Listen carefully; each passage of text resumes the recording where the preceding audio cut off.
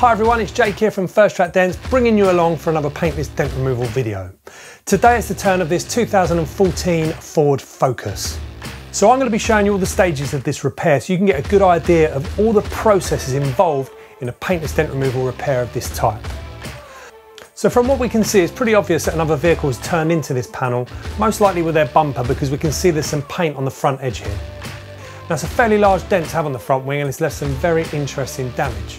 But before I start to analyse the dent to work out my paintless dent removal strategy, the first thing I like to do is to clean the panel so I can see exactly what I'm dealing with.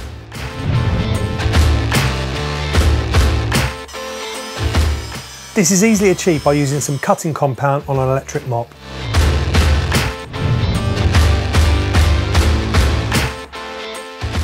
So the good news is that there isn't any paint damage on the face of the panel. However, as we look underneath the panel, we can see that we have a couple of stress creases here and some very noticeable but minor paint damage. Looking from this underneath view, we can also see how far the profile line of the wing has moved in. It's roughly about 20 millimeters. You can also see this from this alternative view here.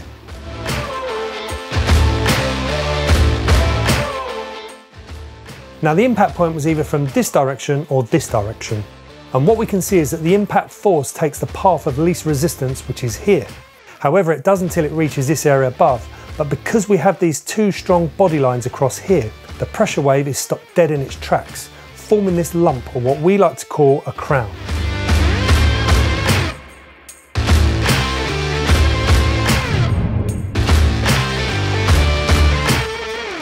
So before I can get behind and start tackling this dent, I first need to loosen the stone guard underneath and move it aside.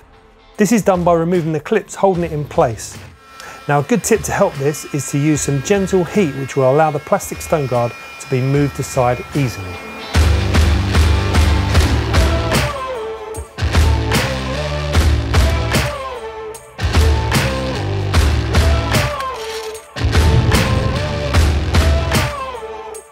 This is what I like to call the roughing out stage. Heat is very important here to prevent the paint cracking. So starting with a large rubber tip on an ultra double bend tool, I'm going to start pushing the sharp body line indentation, as I know there's a lot of pressure here waiting to be released, as you can hear by this loud popping sound. Now as expected, this didn't miraculously pop out all the damage, it's just released some of the pressure, so there's still lots of work to be done here. So I continue on roughing the panel back out, removing some of the low areas.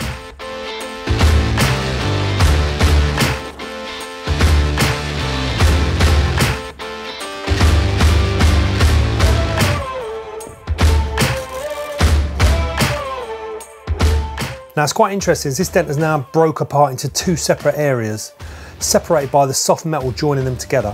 So now I can work on these two areas separately. So at this stage, I'm not really concerned about this high crown above. First, I want to push up as many of these low areas as possible.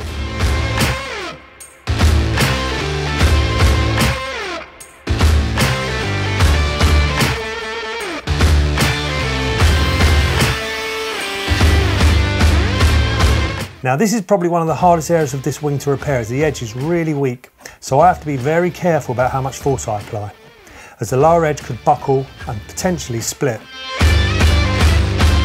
I'm using my fingers here to provide some support to prevent that from happening.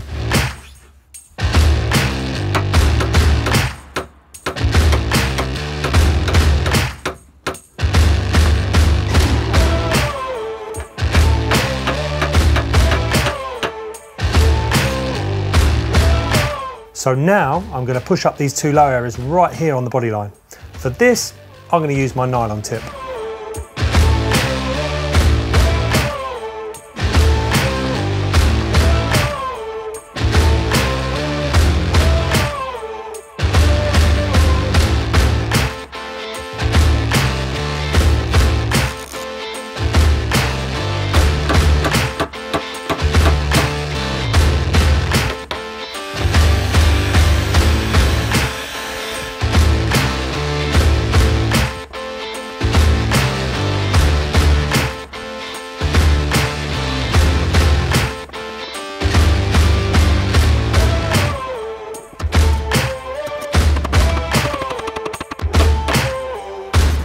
Okay, so before I start moving on to the huge crown there, just on top, it's time to push out the last of the deep low areas just below it.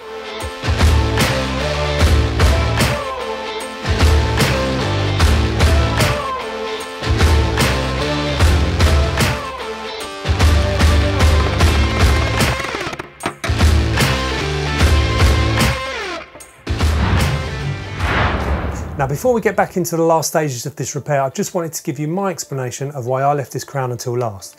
Now, every crown is different and different methods apply when removing them. So imagine this is an over-exaggerated side profile of the wing. So this is the top area of the wing, coming down to the crown. We've got the low area, the dented area in front of the crown, coming down to the wheel arch. Now, because this crown is very sharp, there's going to be a lot of tension in the tip there, making this area very, very strong. And because of the shape of the wing up here, this area will also be very, very strong. So at the beginning of the repair, if I'd come in here and I'd started tapping down this crown, what would have happened is the metal would not have been able to flow back into this area here because this is a very, very strong area. So all that would have happened is this strong area here would have pushed this soft metal much further in, making this dent a lot bigger. So my method is to lift up as much of this soft area of metal as possible in front of that crown, getting it as straight as I can, so that when it comes to tapping down this crown, the metal's got a much easier path and a better direction to flow back into, which hopefully should make this crown a lot easier to tap down and give me a lot less cleanup time at the end of the repair. So how did it turn out? Well, let's get back to the repair.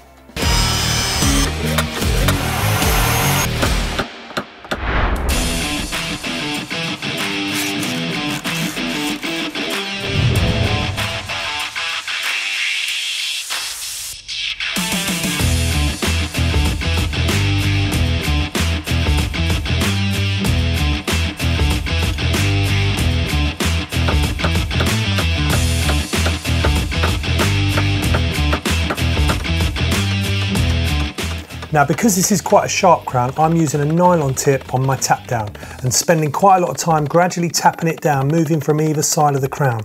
And you can see that slowly the metal is returning back to its original shape.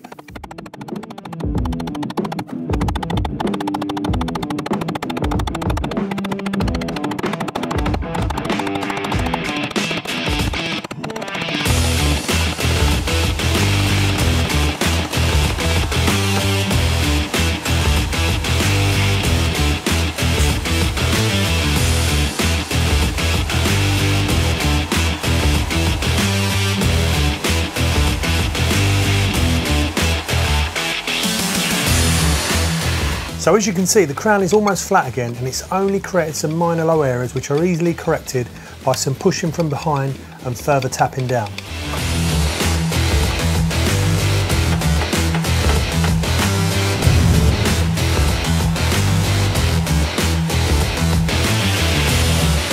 Because of the lip at the bottom of this wheel arch, before when I was using the ultra dense screw on tip bar with a nylon tip, I could only get to the midsection of the flat wheel arch profile.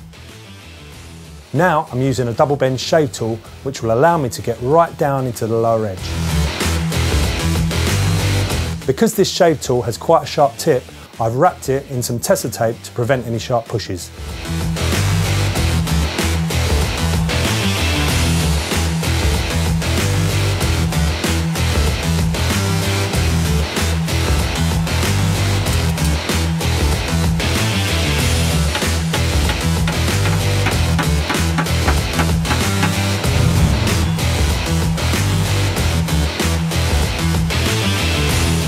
So now I'm switching some of the sharper tips to fine tune this repair and to lift up all the micro lows.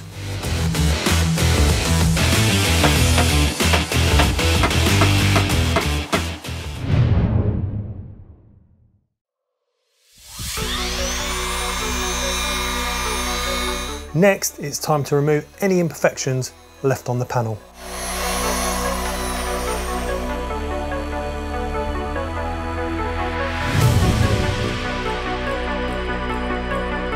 Now with the rain closing in, it's time to put the stone guard back in place and check out the final result.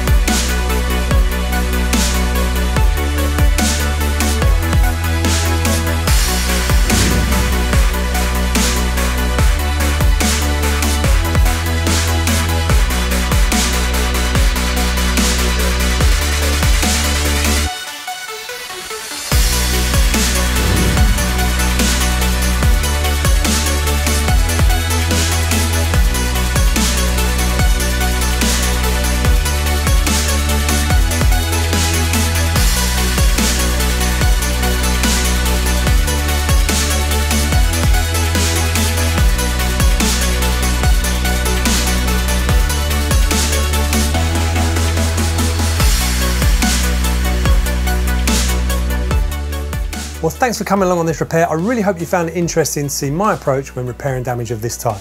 If you have any questions at all, please feel free to leave them in the comment section below. Now, being a silver metallic paint finish, there was a slight little bit of bruising left behind from where the crown was. Now, this was because when the initial impact occurred and the metal folded up, the microscopic aluminium particles that sit on the top get disturbed, which in turn affects the way that they reflect the light back. But luckily, this was very, very minimal and was barely even noticeable. Well, if you like this video, then please give us a thumbs up, and if you aren't subscribed already, please hit that subscribe button and you'll be kept in touch with the many videos I have coming for you in the weeks and months ahead. That's it for now. Thanks again for watching, and I'll see you all on the next video.